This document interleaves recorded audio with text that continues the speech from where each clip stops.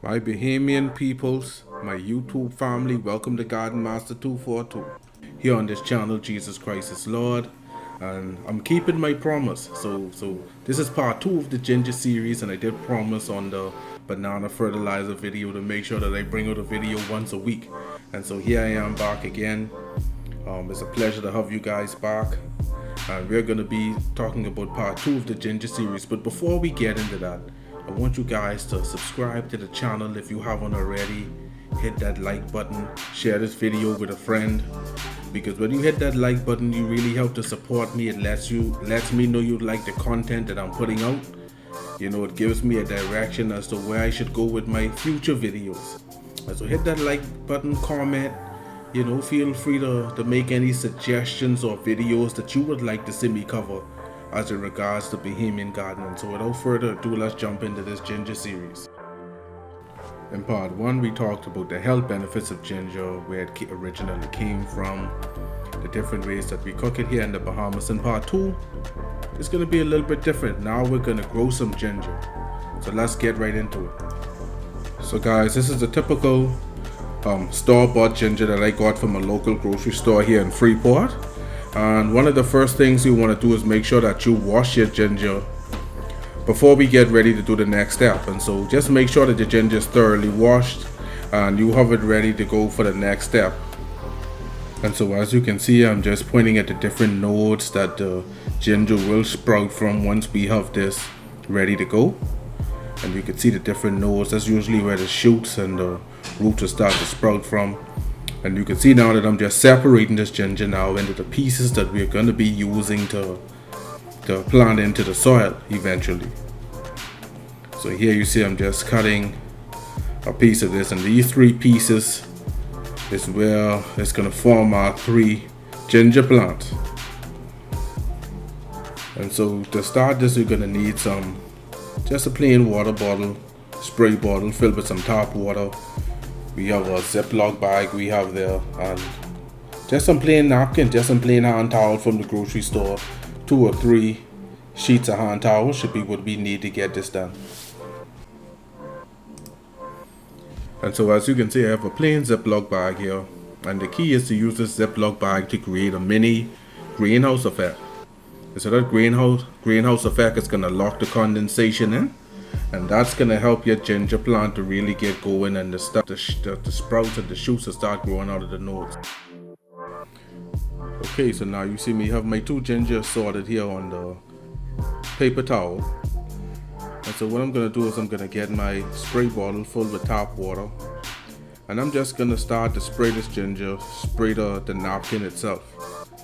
And so with me spraying this napkin, this is going to just moisten the ginger and keep it moist whilst it's inside of that Ziploc bag.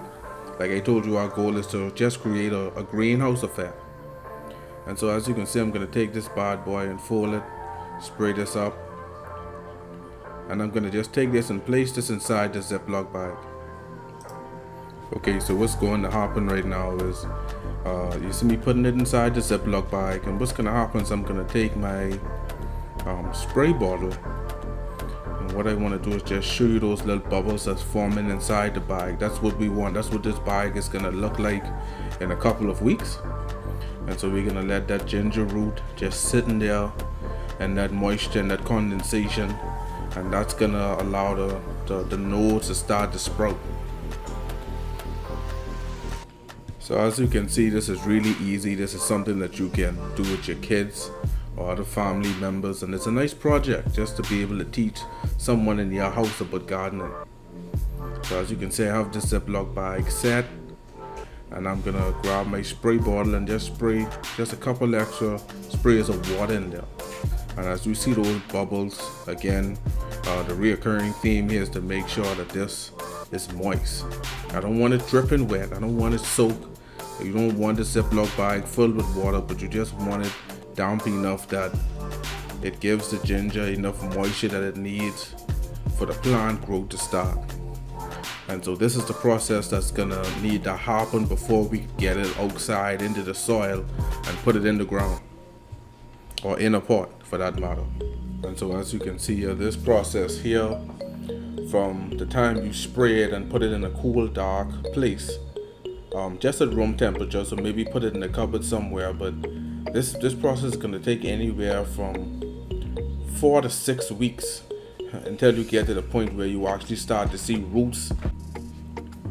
Okay, so what I have here is some pictures of some ginger rhizomes that I already had in some Ziploc bags, and this process usually takes 4 to 6 weeks. For me, it was closer to the 6 week mark, and these are just some of the photos showing you how some of these ginger rhizomes look. You can see where the roots have started to form from some of these nodes, and this is what we're looking for. And so if you take out your plant and you take out your Ziploc bag and you look at your ginger rhizome and you can see that the roots are starting to form, that's a good sign. That lets you know that these are ready to just find a nice, maybe 1 gallon pot, 3 gallon pot. My recommendation is to get some regular potting soil along with some perlite and some compost. You could also use the banana peel fertilizer for this also, just to add a little bit more kick. The potassium, calcium, phosphorus, and some of the other trace minerals and nutrients that are found in that fertilizer would also help. Ginger plant is known to be a heavy feeder, and so that is something that would definitely help you. In part 3 of this series coming up, that's when we're going to get into actually planting that ginger into a pot, and you guys are going to be able to see how the plant looks so far in its early stages and how long that process takes. For me, it took about maybe 8 weeks to get from putting that ginger into the Ziploc bag using the paper towel method all the way to planting it into the ground and actually seeing the plant start to sprout out of the soil for the first time. That took about 2 months. Alright, so that is part 2 of my ginger series, and it's been a lot of fun so far. So tune in for part 3, where we get into the actual update of how the plants are doing and how the ginger is coming along so far.